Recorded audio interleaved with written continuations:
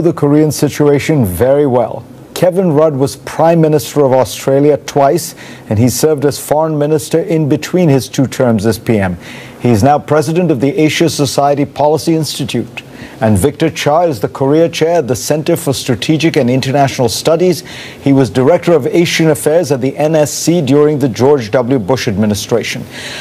Kevin, let me start with you.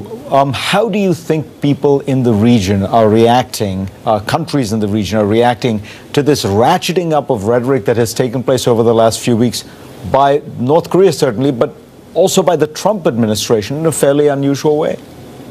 I think there are probably two things going on in the minds of the region at the moment. One is their general perception of the United States, which they see as more uncertain in its general strategic behaviour than has been the case in the past.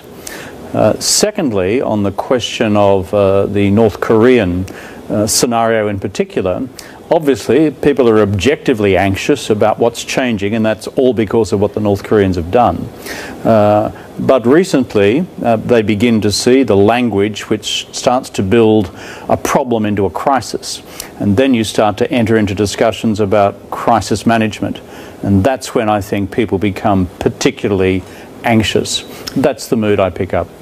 Victor, do you think that this kind of rhetoric can spiral out of control?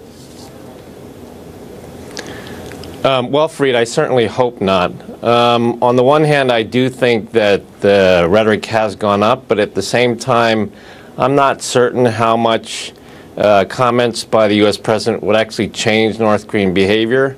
We've had past U.S. presidents that have been very calm and quiet when it comes to North Korea, ones who've been more vocal, and North Korean behavior seems to be the same in either case. So to me, the most important thing now is to avert miscalculation. And in that sense, some of the very strong statements by the U.S. this past week may actually help to reinforce deterrence. We have to remember in 1993, Bill Clinton once said that if North Korea used a nuclear weapon, it would be the end of the country as they knew it. And that was a pretty strong statement of deterrence. But Kevin, as Victor Cha points out, nothing has really changed North Korea's behavior. You could act tough on them and threaten. You can be less threatening. There are many who say, look, this is a country that is buying insurance against what appear to be an array of world powers that want to get rid of it. Maybe we should be trying another tactic, trying to see if there's a way to talk to them, try to see if there's a way to negotiate with them. Certainly, the Trump administration keeps saying it's changing policy, but it strikes me this is the same policy. It's been threats, threats, threats, sanctions, sanctions, sanctions for 30 years, really. This is a regime, as Victor, who's an expert in the field, has correctly said, has been through it all before. But they're also dealing with a president who, in my judgment, is unique in many respects compared with his predecessors since the period of 1993, which Victor referred to before. Unique in what sense? Well, unique in the sense that he sees a virtue in his own strategic unpredictability. He's actually said that, not specifically in relation to North Korea, but more generally. And secondly, with President Trump, there is this whole notion that his is a muscular presidency when it comes to international action, and that, I think, creates a fresh set of new uncertainties.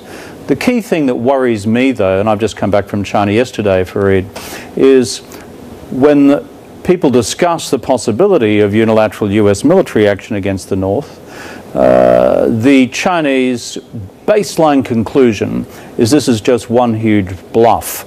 And as a consequence, that results in a Chinese view that, yeah, we'll do a few things to try and talk the North Koreans into coming around to a more reasonable posture, at least freezing what they're currently doing.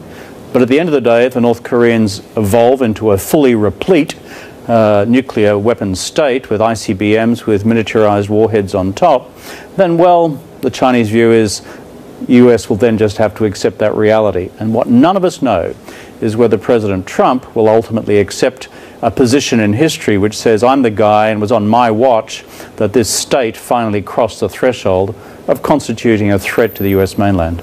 US policy toward China on this issue, it seems to me, should be far more strategic, sustained, and less about angry tweets, kind of braggadocio, bravado, the kind of rhetoric. You've dealt with China all your life. You speak Mandarin fluently.